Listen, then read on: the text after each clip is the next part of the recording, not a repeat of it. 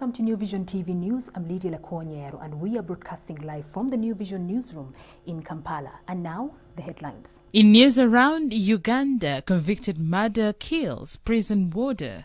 Ugandan AMISOM soldiers off to Somalia. In around East Africa, Tanzania warned on the high birth rate. In our Pearl of Africa, hiking at Mount Elgon National Park. And in the special report, Sister Kachope shines again.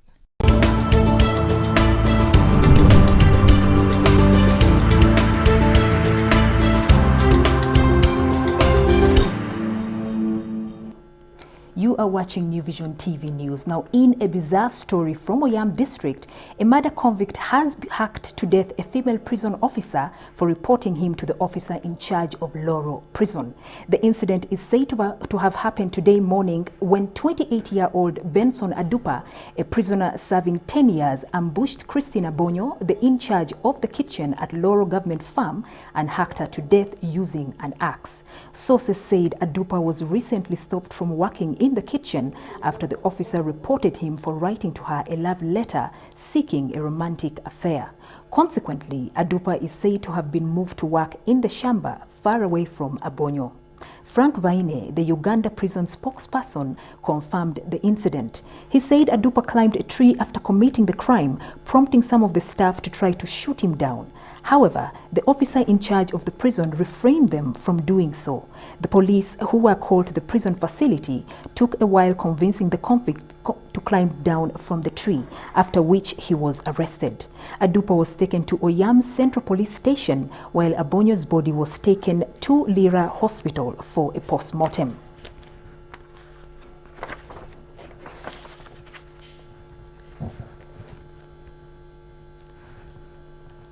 And a total of 1,153 students have today graduated from Uganda Christian University at the main campus in Mukono Municipality. The Faculty of Business and Management dominated the list of the graduating students with 780, followed by the Faculty of Education with 197. 32 of the graduating students got first-class degrees. This year, the female students made up of 57% of those graduating with diplomas, bachelor's degrees, postgraduate diplomas, and master's degrees.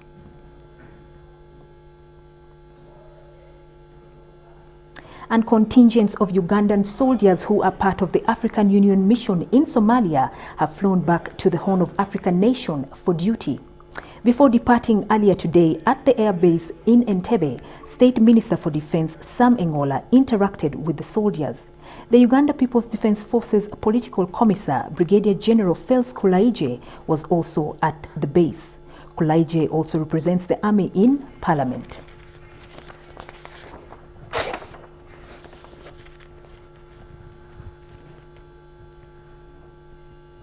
And the Belgian government offered to train tutors who are pursuing the agriculture course for the next 3 years.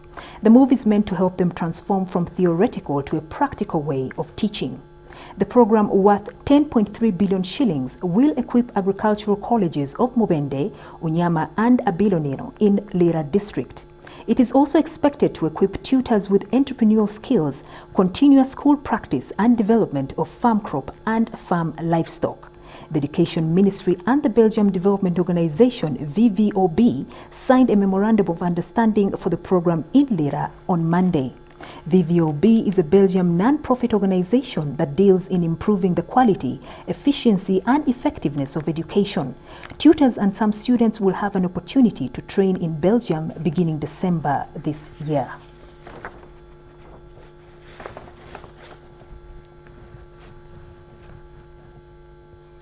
And 200 inmate students were awarded certificates in vocational skills at LUZIRA Upper Prison during the first ever graduation ceremony at the premises. The development was granted by the East African Polytechnic College, Chambogo, to assess and issue certificates to the successful inmate trainees in respective vocational studies. This is aimed at contributing to the skills development mass in the labor market and to support prisoners in getting jobs after they have served their sentences.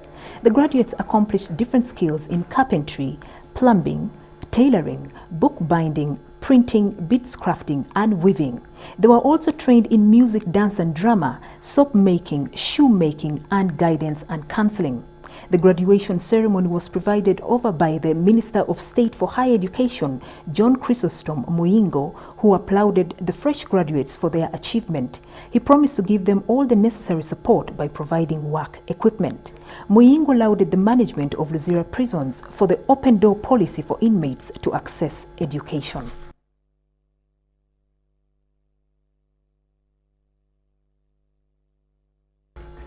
And now we'll have the East African news.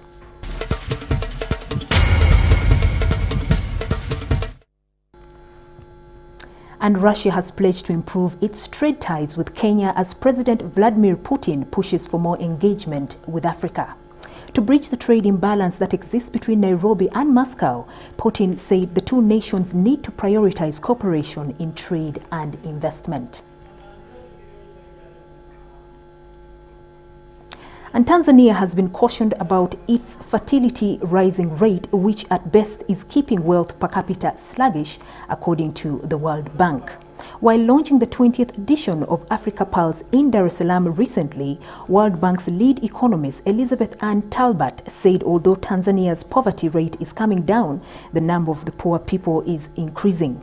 The country's fertility rate is currently estimated at 4.9 births per woman, a drop from 5 births per woman in 2016, but it's still among the fastest growing rates behind Ethiopia's 4.4, Malawi's 5.05, Nigeria's 5.4, Niger's 6.62, and Burundi's 6.04 births per woman.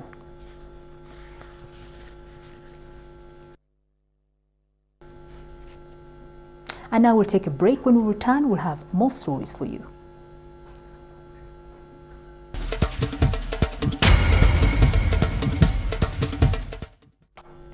Welcome back from the break. You're watching New Vision TV News, broadcasting live from the New Vision newsroom in Kampala. And now we'll have In Business with Lynn Komugisha.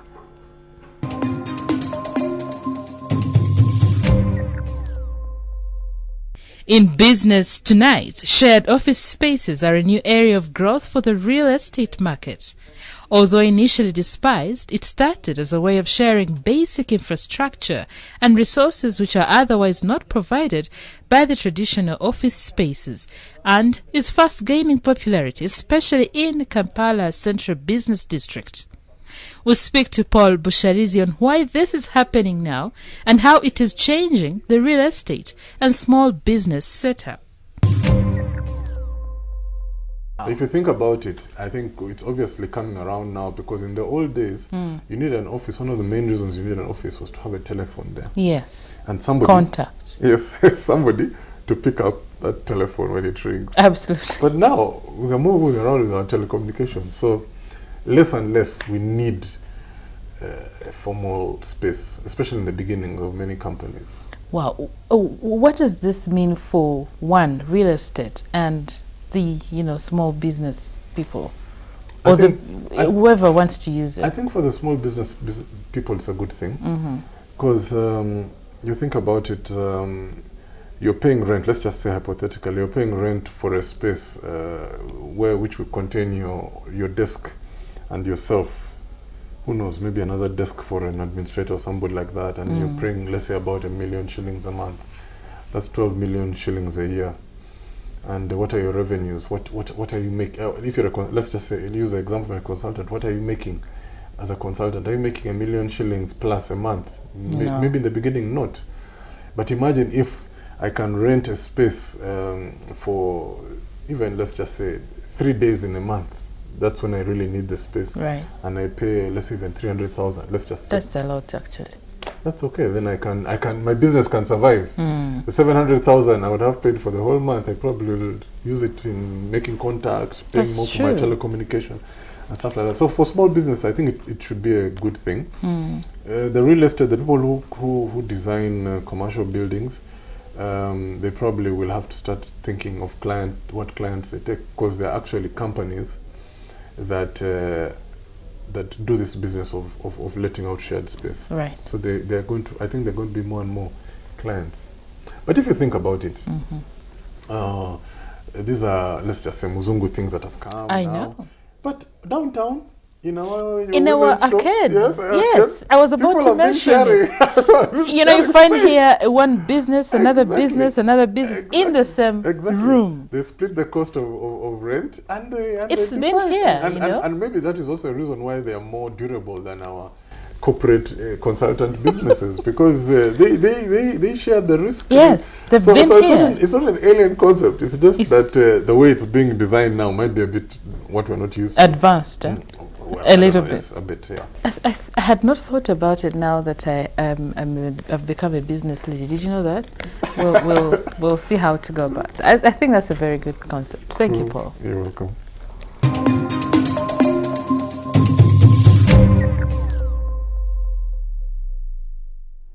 Well, thanks, Lynn, for that report. In a Pearl of Africa story, we take you to Mount Elgon National Park, found in Uganda at the eastern border near Kenya.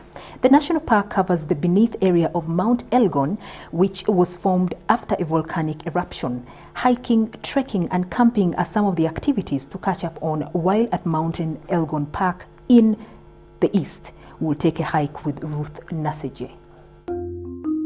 Mountain Elgon National Park lies on the slopes of Mountain Elgon. This mountain is found in the eastern part of Uganda and said to first erupted more than 24 million years ago. The Bagisu and the Sabine are the two ethnic tribes that occupy most parts of this mountain. Mountain Elgon National Park harbors various animals and not forgetting plants that bring life to the slopes of the mountain. It supports a rich variety of altitudinal vegetation zones that range from lush montana, mixed bamboo belt to mention but a few.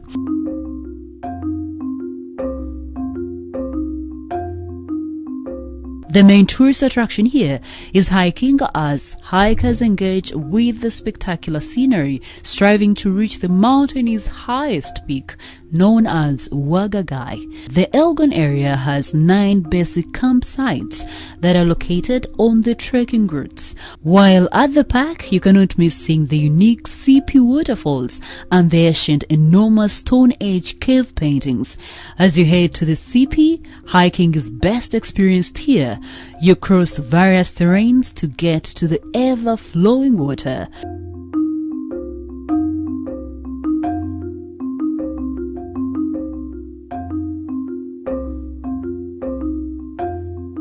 Hiking through the woods is extremely enjoyable. Beating the long grass and watching the birds fly from one tree to another is a thrilling experience. Now, for more Pearl of Africa stories, visit our website, which is newvision.co.ug/Pearl of Africa. A newspaper, the Sunday Vision, is also another home of adventures, so grab your copy every Sunday for Pearl of Africa stories. Now, thank you, Ruth, for that refreshing climb. In a special report, in only 13 years, Sister Gladys Kachope has completed projects worth billions of shillings at Immaculate Heart Girls in Nyachibale, Rukunjiri district. She has completed a 4-story dormitory, 16 classrooms, and a 5-story modern science laboratory. She also managed to build a 3-story convent for the nuns. Sister Gladys Kachope is currently constructing a multi-billion shilling Golden Jubilee complex. We have more on this inspiring story.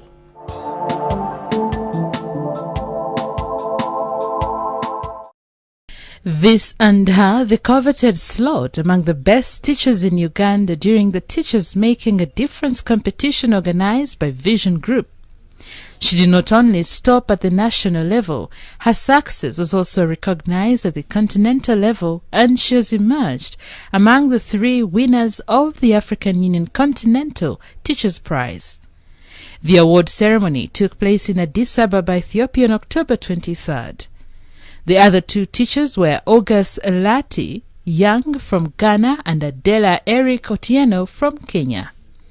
According to the African Union Director, Human Resources, Science and Technology, Dr. Mahama Kudrago, the top 3 winners were selected from 10 teachers who had been nominated from among 50 teachers across Africa. Dr. Mahama said the teachers were nominated by their respective countries, and the selection at the African Union headquarters was based on the outstanding contribution to the education sector. When we had Shogam in our country, the The ladies were very, very few. That thing touched me so much. I felt like training more so that they can also be in top positions. What has actually helped me to do what I'm doing, though I'm in a government school, is to utilize the little money that we collect. Gladys Kachope has been at the helm of Immaculate Heart Girls Senior Secondary School Nyachibale in Rukunji District since 2008, where she spearheaded the infrastructure development to match with the ever-increasing number of students. We have a dormitory. It is accommodating around 900 students. It has the bathrooms, it has the inside toilets. I went ahead and worked on the teachers' staff quarters, also the sisters' convent where we have the headmistress where she puts up, and we put up a very big lab where we have a main hall, chemistry, biology, physics and agriculture labs. Behind us is the Golden Jubilee Complex. In that one we have the chapel, which is complete, and then we have the dining, the home management lab. Then we want to have there an opera or a theater for the students, and then on top we shall have a study room. Immaculate Heart Girls Senior Secondary School Nyachibale is one of the best 10 schools in the country. Speaking on phone from Addis Ababa after receiving the award, Sister Kachope said she was thankful to the Ministry of Education in Uganda that nominated her and the team at the African Union who selected her among the top 3.